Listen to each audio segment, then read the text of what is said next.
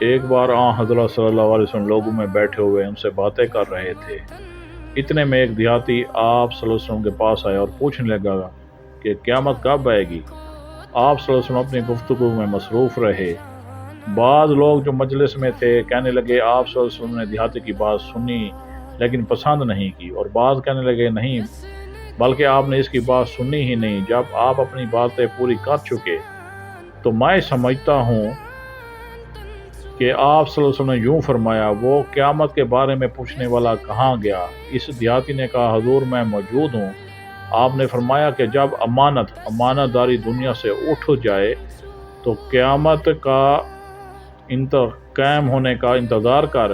اس نے کہا ایمانداری اٹھنے کا مطلب کیا ہے؟ آپ صلی اللہ علیہ وسلم نے فرمایا کہ جب حکومت کے کاروبار نالائق لوگوں کو سونپ دیا جائے تو قیامت کا انتظار کر۔